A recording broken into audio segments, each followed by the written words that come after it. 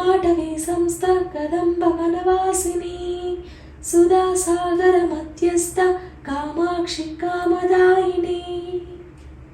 Hello viewers, ఎలా ఉన్నారు?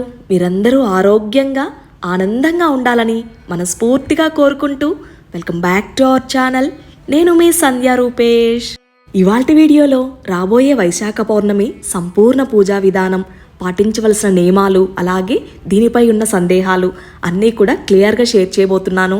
Video start చేసే ముందు ఒక చిన్న మాట. మీ వీడియోస్ మమ్మల్ని చాలా ఇన్స్పైర్ చేస్తూ ఉన్నాయి, మంచి మోటివేషన్ ఇస్తున్నాయని చెప్తూ ఉంటారు, కానీ వీడియోని లైక్ చేయడం మర్చిపోతూ ఉన్నారు. మీరిచ్చే ఒక్క లైక్ నాకు ఇంకో 10 మందిని మోటివేట్ చేయడానికి హెల్ప్ అవుతుంది. ఈ వీడియోకి నా టార్గెట్ 3K లైక్స్ ఖచ్చితంగా రీచ్ అవుతానని అనుకుంటున్నాను. ఇప్పుడైతే మన వ్యూవర్స్ అందరూ కూడా ఎదురు చూస్తారని తెలుసు. చక్కగా శుక్రవారం రోజైనా లేకపోతే ఈ వచ్చే వైశాఖ పౌర్ణమి రోజున ఇంటి ముందు వేసుకునే ఒక అందమైన కమలం ముగ్గుని షేర్ చేయబోతున్నాను. ఉగాది, ఈ కొత్త సంవత్సరంలో వైశాఖ పౌర్ణమి రెండవది అత్యంత శక్తివంతమైన పౌర్ణమిగా మనం పరిగణిస్తాము. ఇంతకీ వైశాఖ పౌర్ణమి మే 22న జరుపుకోవాలా లేదా 23 అన్న విషయానికి వస్తే, మనం చూసినట్లయితే మే 22వ తేదీ అంటే బుధవారం రోజు సాయంత్రం 6:45 నుంచి పౌర్ణమి గడియలన్నవి మొదలవుతాయి. ఇది మరుసటి రోజున అంటే గురువారం నాడు సాయంత్రం 7:20 వరకు ఉంటుంది. పండుగలైనా విశేషమైన వ్రతాలైనా సరే సూర్యోదయ కాలం తిథినే మనం పరిగణిస్తాం గనక చక్కగా మే 23వ తేదీ అంటే గురువారం రోజునే మనం వైశాఖ పౌర్ణమిని జరుపుకుంటాము. ఒకవేళన మే 23 గురువారం రోజు జరుపుకోలేమని అనుకున్నవారు చక్కగా ముందు రోజు సాయంత్రం పౌర్ణమి గడియలు ఉంటాయి కదా, ఆ రోజునైనా పూజనాచరించవచ్చు. అలాగే ఇంతటి విశిష్టత కలిగిన రోజున మనం ఎలాంటి నియమాలు పాటించాలి, సంపూర్ణ పూజా విధానం క్లియర్గా ఈ వీడియోలో షేర్ చేశాను. వీడియోని ఎక్కడ కూడా స్కిప్ చేయకుండా ఎండ్ వరకు చూడవలసిందిగా కోరుకుంటున్నాను. మన రెగ్యులర్ వ్యూవర్స్కి ప్రత్యేకంగా చెప్పాల్సిన పని లేదు. ఎప్పట్లాగానే ఇంటి ముందు అందంగా ముగ్గును పెడుతూ కొన్ని మోటివేషనల్ థింగ్స్ని షేర్ చేస్తానని మన సబ్స్క్రైబర్ అడిగిన ఈ సందేహం అయితే దాదాపు 60 నుంచి 70% మందికి ఉన్నదే. తను ఆ డౌట్నైతే దాదాపు ఒక 5 to 6 వీడియోస్లో కంటిన్యూస్గా అడుగుతూ ఉంది కమెంట్స్లో. వీడియోలో మెయిన్ కంటెంట్ అలాగే మిగిలిన వ్యూవర్స్ అడిగిన డౌట్స్ని కూడా క్లియర్ చేయాల్సి ఉంటుంది కదా, అందుకే ఒక సమయం సందర్భం కోసం ఇన్ని రోజులు వెయిట్ చేశాను. తను ఆ కమెంట్లో ఇలా అన్నారు: పీరియడ్స్లో 3 days ఏవైతే ఉంటాయో ఏవీ ముట్టుకోకుండా అసలు వంట కూడా చెయ్యను, పక్కకు కూర్చుంటాను, తలస్నానం అయిన తర్వాత మిగిలిన పనులు చేసుకుంటాను అని. నేను ఈ నియమాలన్నీ కూడా పాటిస్తాను కదా, కాకపోతే వేరే వాళ్ళ పిల్లలు మా ఇంటికి వచ్చి ఆడుకోవడం కానీ లేకపోతే మా పిల్లలు వేరే వాళ్ళ పిల్లలతో ఆడుకోవడం కానీ జరుగుతూ ఉంటుంది. వాళ్ళ పిల్లలు ఆ టైంలో మన పిల్లలతో ఆడుకోవడం, ఆ తర్వాత పిల్లలు మన బట్టలన్నీ తాకడం, ఇలాంటివన్నీ జరుగుతూ ఉంటాయి. ఈ డౌట్స్ని మీరు క్లియర్ చేయండి అని అడిగారు. ఈ డౌట్స్ అన్నిటినీ క్లియర్ చేసే ముందు ఒక మాటను చెప్పాలనుకుంటున్నాను. మన పూర్వకాలంలో నాగరికత లేని రోజుల్లో అడవుల్లో జీవించే వాళ్ళు కదా, ఆ టైంలో ఇంట్లో ఆడపిల్లలు ఉంటే కనుక లేకపోతే ఆడవారు ఉంటే కనుక నెలసరి రోజుల్లో వారిని పక్కగా కూర్చోబెట్టేవారు. దీనికి కారణం ఏంటో తెలుసా? అడవుల్లో జీవించేవారు కదా, అక్కడ సింహాలు, పులులు, మృగాలు ఇవన్నీ తిరుగుతూ ఉంటాయి. వాటికి రక్తాన్ని, ఆ వాసనను పసిగట్టే గుణం ఎక్కువగా ఉంటుంది. వాటి నుంచి కాపాడుకోవడానికి అలాగే ఎలాంటి దాడులు జరగకుండా ఉండడానికే ఇలా చేసేవారు. ఆ సమయంలో ఆడవారికి రక్షణతో పాటు కొంత విశ్రాంతిని కూడా కావాలనుకునేవారు. నాగరికత లేని రోజుల్లోనే ఎంత తెలివిగా చక్కగా ఆలోచించారో కదా. ఆ తరువాత కాలంతో పాటు పద్ధతులు, సాంప్రదాయాలు ఇవన్నీ కూడా ఆచరణలోకి వచ్చాయి. ఇప్పుడు చూసుకుంటే ఆధునికత అలాగే తెలివితేటలు రెండూ పెరిగాయి. ఒక విషయాన్ని గుర్తుంచుకోవాలి, ఆచార వ్యవహారాలపై నమ్మకం ఉండాలి కానీ మూఢనమ్మకాలు ఉండకూడదు. ఇవన్నీ పక్కన పెడితే పరిస్థితులను బట్టి మనం ఎలా వ్యవహరించాలి, ఎలా మెలగాలి అన్నది మనం దృష్టిలో ఉంచుకోవాలి. కొన్ని కమ్యూనిటీస్ మనం చూసినట్లయితే మడి, ఆచారాలు ఇలాంటి వ్యవహారాలు అన్నీ కూడా పాటిస్తారు. అయితే ఇంకొంతమంది వాళ్ళ సాంప్రదాయాలను బట్టి వాళ్ళు ఇటువంటివి ఆచరిస్తూ ఉంటారు. ఇందులో మనం చూడాల్సింది ప్రతి ఒక్కరి ఆచార వ్యవహారాలు ఒకలాగుండవు. వారి ఇంటి పద్ధతులు, ఆచారాలను బట్టి వారు వ్యవహరించాల్సి ఉంటుంది. ఎవరో ఒకరు కమెంట్స్లో కూడా ఇలా అన్నారు: మా కమ్యూనిటీలో ఇలానే ఉంటాము, ఇలాంటి ఆచారాలే పాటిస్తామని. అటువంటిది ఏమీ లేదు. ఈ కమ్యూనిటీలోని ఇలా పాటించాలి, వేరే వాళ్ళు పాటించరు అని ఏమీ లేదు. ఉద్యోగాలు, ఆరోగ్య పరిస్థితి మేరకు ఎవరైనా సరే వాళ్ళకు తగినట్టు ఆచరిస్తారు. పూజలు, పద్ధతులు ఇవన్నీ పక్కన పెడితే మనం ఒక విషయాన్ని చూసినట్లయితే కులాలకు అతీతంగా ఎవరైనా సరే దైవారాధన చేసుకోవచ్చు. అయితే దానికి తగ్గ ఫలితం మనకెప్పుడు లభిస్తుంది? న్యాయమైన కోరికలు అలాగే న్యాయబద్ధమైన జీవితాన్ని కొనసాగించినప్పుడు మాత్రమే. ఇదివరకే ఒక వీడియోలో దీని గురించి క్లియర్గా చెప్పాను. ఇంట్లో చిన్నపిల్లలు ఉంటారు, ఆరోగ్యం సరిగా లేనివారు ఉంటారు. ఆ 3 రోజులు పక్కకు కూర్చుంటే ఈ పనులన్నీ ఎవరు చూస్తారు? వాళ్ళని ఎవరు చూసుకుంటారు? కూర్చుంటే చేసి పెట్టే వాళ్ళు ఉంటే సరే, మరి లేకపోతే ఆ టైంలో ఇది ముట్టుకోకూడదు, అక్కడ కూర్చోకూడదు, ఇక్కడ పడుకోకూడదు, ఇలాంటి నియమాలు పెట్టుకుంటే ఒకవేళ ఒంటరిగా ఉంటే పిల్లలున్నారనుకోండి, అప్పుడు ఏం చేస్తారు? ఎవరు ఏమైపోయినా సరే, ఎటుపోయినా సరే నాకు అవసరం లేదు, నా పద్ధతులనే నేను పాటిస్తున్నాం అనుకునే వాళ్ళకి మనం ఏం చెప్తాం చెప్పండి? అటు కాకపోతే ఇప్పుడు వర్కింగ్ ఉమెన్ కూడా ఉన్నారు. వాళ్ళు ఖచ్చితంగా ఆ టైంలో ఆఫీసెస్కి వెళ్లాల్సి ఉంటుంది, మీటింగ్స్ అటెండ్ అవ్వాల్సి ఉంటుంది. అప్పుడు పరిస్థితి ఏంటి? అన్నీ చేసుకుంటున్నారు కదా, ఇంటిని పిల్లల్ని చూసుకోవడం, ఇవన్నీ కూడా. వర్కింగ్ ఉమెన్ మాత్రమే కాదు, ఇంట్లో ఉండే హౌస్ వైఫ్స్ కూడా రెస్పాన్సిబిలిటీస్ చాలా ఎక్కువగా ఉంటాయి. ఇంటిని పిల్లల్ని అన్నీ మేనేజ్ చేయడం అంత ఈజీ కాదు. రోజు రోజుకి సైన్స్ అండ్ టెక్నాలజీలో మార్పు వస్తున్నా సరే మన ఆలోచన విధానంలో మార్పు రావట్లేదు. దీనిపై మీ ఒపీనియన్ ఏంటి? ఖచ్చితంగా కమెంట్స్లో షేర్ చేయండి. ఈ విషయాలన్నీ కూడా ఏ ఒక్కరిని ఉద్దేశించడం కాదు, జనరల్గా ఇప్పుడున్న సిచ్యువేషన్ మాత్రమే డిస్కస్ చేయడం జరిగింది. ఫస్ట్ నుంచి కూడా మన పూజా వీడియోస్ని కానీ లేకపోతే ఇప్పుడు వ్లాగ్స్నైనా సరే ఒక్క పెద్దవాళ్లే కాదు, యంగ్ జనరేషన్ కూడా చాలామంది ఫాలో అవుతున్నారు. అర్థం చేసుకుంటారు అనుకుంటున్నాను. ఇక పూజ విషయానికి వస్తే వైశాఖ పౌర్ణమి రోజున తెల్లవారుజామునే ఇంటినంతా శుభ్రపరచుకొని చక్కగా ముగ్గును పెట్టి అలంకరించి ఇక పూజా స్థలాన్ని శుభ్రపరిచి పూజకన్నీ కూడా సిద్ధం చేసుకోవాలి. వైశాఖ పౌర్ణమి రోజున చేసే పూజకు ఎంతటి శుభ ఫలితాలు లభిస్తాయో అంతకంటే రెట్టింపు ఫలితాలు దానం చేయడం వలన లభిస్తాయని మన పురాణాలు చెప్తున్నాయి.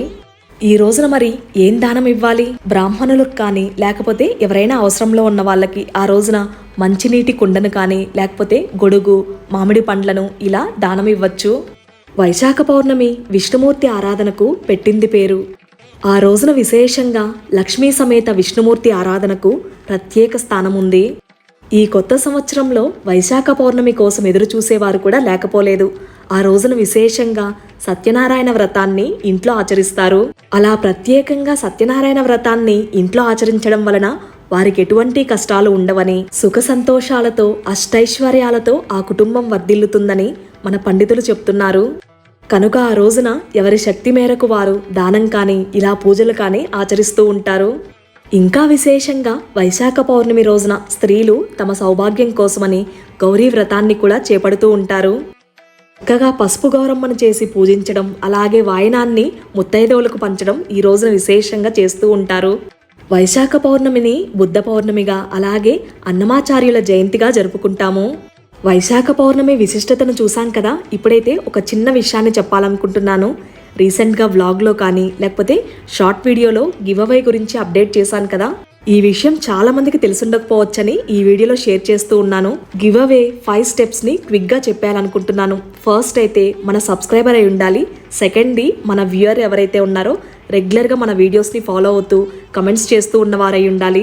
గివ్ అవే పార్టిసిపేషన్లో వాళ్ళ అడ్రస్ని మెయిల్ చేయాల్సి ఉంటుంది. మెయిల్ ఐడి కూడా నేను డిస్క్రిప్షన్లో ప్రొవైడ్ చేస్తాను. గివ్ అవే పార్టిసిపేషన్కి లాస్ట్ డేట్ May 25. ఈలోపు మెయిల్ ఐడికి అడ్రసెస్ని సెండ్ చేయడం అండ్ సబ్స్క్రైబ్ చేసుకోవడం మర్చిపోకండి. ఫైనల్ స్టెప్, అన్నిట్లో నుంచి ఫిల్టర్ చేసిన తర్వాత 5 మెంబర్స్ని సెలెక్ట్ చేస్తాను. అన్నింటికి మించి ఒక విషయాన్ని చెప్పాలనుకుంటున్నాను. ఈ గివ్ అవే స్పెషల్లీ నీడీ పీపుల్కి. Eagerly waiting to announce the winners and all the best to every participant. ఇక్కడ ముగ్గు చూస్తున్నారు కదా, ఎంత అందంగా వచ్చిందో. రంగులతో అలంకరించిన తర్వాత విశేషమైన పండుగ రోజుల్లోనైనా ప్రత్యేకమైన వ్రతాలైనా సరే ముందుగా గడపను పూజించడం మన సాంప్రదాయంగా వస్తూ ఉంది. ఇంటి సింహద్వారాన్ని లక్ష్మీ స్వరూపంగా భావించి చక్కగా పసుపు కుంకుమలతో అలంకరించి ఇలా ఇంటి ముందు అందంగా ముగ్గును పెట్టి దీపాలతో అలంకరించుకుంటే సాక్షాత్తు ఆ లక్ష్మీదేవి మన ఇంట అడుగు పెడుతుందని పురాణాలు చెప్తున్నాయి. ఇప్పుడు వైశాఖ పౌర్ణమి సంపూర్ణ పూజా విధానం చూసేద్దామా? చక్కగా పౌర్ణమికి ముందే దేవుని ప్రతిమలను అలాగే చిత్రపటాలను శుభ్రపరిచి సిద్ధం చేసుకోవాలి. పోయిన శుక్రవారం మనకు అక్షయ తృతీయ వచ్చింది. ఆ రోజున కలశాన్ని ఏర్పాటు చేసుకున్నాను కదా, ఆ కలశాన్నే మన పూజా మందిరంలో నిత్య కలశంగా మార్చుకున్నాను. చక్కగా ఆ తమలపాకులను అలాగే కొబ్బరికాయను మార్చి ఇలా అందంగా అలంకరించుకున్నాను. రాబోయే వైశాఖ పౌర్ణమి రోజున మంగళప్రదమైన లక్ష్మీ స్వరూపమైన కలశాన్ని ఆరాధించడం వలన సకల శుభాలు కలుగుతాయని మన పండితులు చెప్తున్నారు. ఇక్కడ చూస్తున్నారు కదా, అమ్మవారి కలశాన్ని అందంగా ఇలా హారం అలాగే అమ్మవారి ముఖవాణిని పెట్టి అలంకరించాను.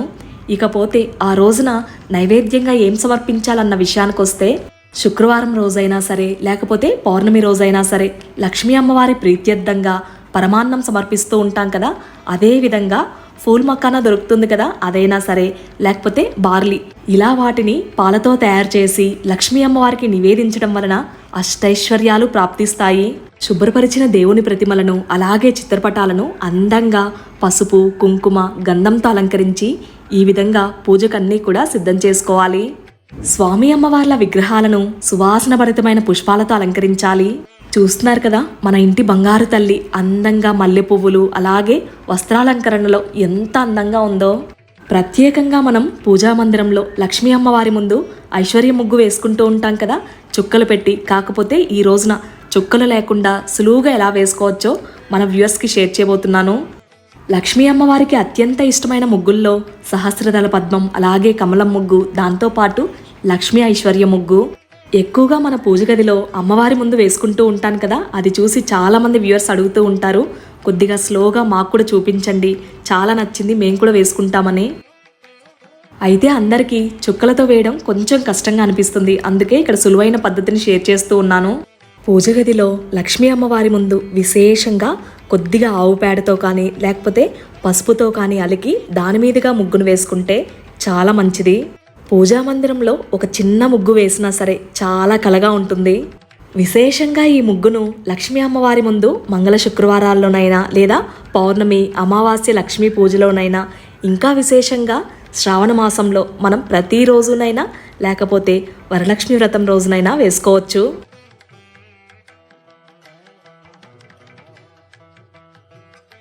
అందంగా ఇలా ముగ్గును వేసి పసుపు కుంకుమలతో అలంకరించుకోవాలి. ఈ వైశాఖ పౌర్ణమి రోజున విశేషంగా లక్ష్మీ అమ్మవారితో పాటు లలిత అమ్మవారిని పూజించడం కూడా చాలా మంచిది. పౌర్ణమి సంధ్యవేళన ఆ పండు వెన్నెలలో చక్కగా ఆరు బయటైనా సరే లేకపోతే మిద్దెపైనైనా ఇంకా బాల్కనీ ఉంటుంది కదా, అక్కడైనా సరే లలిత అమ్మవారి చిత్రపటాన్నైనా లేదా చిన్న లక్ష్మీ అమ్మవారి విగ్రహాన్నైనా ఏర్పాటు చేసుకొని మనం పూజన చేసుకోవాల్సి ఉంటుంది. ఆ రోజు ఆచరించవలసిన పూజా విధానాన్ని అంతా వివరంగా ఈ వీడియోలో షేర్ చేశాను. మనకు సంవత్సరంలో వచ్చే అత్యంత శక్తివంతమైన పౌర్ణమి గనక చక్కగా ఆ రోజును వినియోగించుకుంటే చాలా మంచిది. ముందుగా ఇంట్లో దీపారాధన చేసుకుని చక్కగా ఆ వెలుగుతున్న దీపాన్నే సాక్షాత్తు లక్ష్మీ స్వరూపంగా భావించి పుష్పాక్షంతలను సమర్పించి ఆ తర్వాత గణపతి ఆరాధనతో మన పూజను మొదలుపెట్టాలి. పౌర్ణమి పూజలో ఆ విఘ్నాధిపతిని ముందుగా పంచోపచార పూజతో కానీ లేదా షోడశోపచార పూజతో పూజించి ఎలాంటి విఘ్నాలు లేకుండా పూజను పూర్తయ్యేలా చూడమని నమస్కరించుకోవాలి. ఎరుపు అక్షింతలు పుష్పాలు అలాగే దీపం ధూపం నైవేద్యం సమర్పించి నమస్కరించుకోవాలి. ఇందాక చెప్తూ ఉన్నాను కదా, ఆ పండు వెన్నెలలో చక్కగా అమ్మవారిని ఎలా ఆరాధించాలో చూపిస్తానని. ఇలా అమ్మవారి ప్రతిమను ఇక్కడ నేనైతే లక్ష్మీ అమ్మవారి విగ్రహాన్ని తీసుకున్నాను. లలిత అమ్మవారినైనా ఇంట్లో విగ్రహం లేనట్లయితే గనక చక్కగా ఇంట్లో వెండి రాగి లేదా బంగారు నాణెం ఉంటుంది కదా, దాన్నైనా సరే అమ్మవారి స్వరూపంగా భావించి మనం పూజన చేసుకోవచ్చు. రాగి ఇత్తడి లేదా వెండి పళ్ళాన్ని కానీ ఇలాంటి ఒక గిన్నెను కానీ తీసుకొని అమ్మవారి ప్రతిమను ఏర్పాటు చేసుకోవాలి. ఎట్టి పరిస్థితుల్లోనూ స్టీల్ పళ్ళాన్ని కానీ స్టీల్ గిన్నెను కానీ ఉపయోగించకూడదు. అమ్మవారి అభిషేకానికి పచ్చి ఆవు పాలను కానీ లేకపోతే పంచామృతాన్ని కానీ సిద్ధం చేసుకోవాలి. అలాగే నైవేద్యంగా మనం సిద్ధం చేసుకున్న పదార్థాన్ని లేక కాంచిన ఆవు పాలను సమర్పించవచ్చు. లలితా సహస్రనామాలతో ఈ విధంగా ఆవు పాలతో అభిషేకం కానీ లేకపోతే అర్చన చేసుకున్నా సరే సకల అభీష్టాలు నెరవేరుతాయని మన పురాణాలు చెప్తున్నాయి. ఓం శ్రీ లలితాదేవ్యై నమః. శ్రీ లలితా సహస్రనామ స్తోత్రం. అరుణాం కరుణాతరంగితాక్షీం ధృతపాశాంకుశపుష్పబాణచాపాం అనిమాదిభిరావృతాం మయూకైః అహమిత్యేవ విభావయే భవానీం. శ్రీమాతా శ్రీ మహారాజ్ఞి శ్రీమత్సింహాసనేశ్వరీ చిదగ్నికుండ సంభూత దేవకార్య సముద్యత చంపకాశోక పున్నాగ సౌగంధికల సత్కజ కురువింద మణిశ్రేణి కనత్కోటీరమండిత మహా పాటవీ సంస్థ కదంబ వనవాసిని సుధాసాగర మధ్యస్థ కామాక్షి కామదాయిని. ఒకవేళ నా లలితా సహస్రనామాన్ని పఠించడం రాదని అనుకున్నా సరే, తప్పులు పోతాయని అనుకున్నా సరే, మనం పక్కన వింటూ కూడా చేసుకోవచ్చు. భక్తితో వింటూ చేసుకున్నా సరే ఒక మంచి పాజిటివ్ ఎనర్జీ వస్తుంది. ఈసారి కొత్తగా చేసుకోవాలనుకుంటున్నామని అనుకునేవారు కూడా చక్కగా మన వీడియోని ప్లే చేసి పూజన చేసుకోవచ్చు, ఎలాంటి డౌట్స్ లేకుండా. సందేహాలున్నాయని పూజన చేయడం మానేయకుండా చక్కగా మంచి విషయాలను తెలుసుకొని పూజనాచరించడం ఎంతో ఉత్తమం. ఇలా అమ్మవారికి లలితా సహస్రనామాలతో అభిషేకం, అర్చన నిర్వహించి చక్కగా కర్పూర నీరాజనాన్ని సమర్పించాలి. హారతిని సమర్పిస్తూ ఉంటే ఆ బంగారు తల్లి ఎంత అందంగా ఉందో ఎలా చెప్పాలి? మాట్లాడకుండా అలా చూస్తూ ఉండిపోవాలనిపిస్తుంది ఎంతసేపైనా సరే. పూజ యొక్క మహిమ, ఆ ఫలితం అంతా కూడా ఆ అమ్మవారి కళ్ళల్లోనే మనం చూడొచ్చు. పూజ అనంతరం పాయసం అలాగే మామిడి పండ్లను నివేదన చేసి చక్కగా ఇంట్లో ధూపాన్ని సమర్పించాలి. ఇది చూశారు కదా వైశాఖ పౌర్ణమి సంపూర్ణ పూజా విధానం.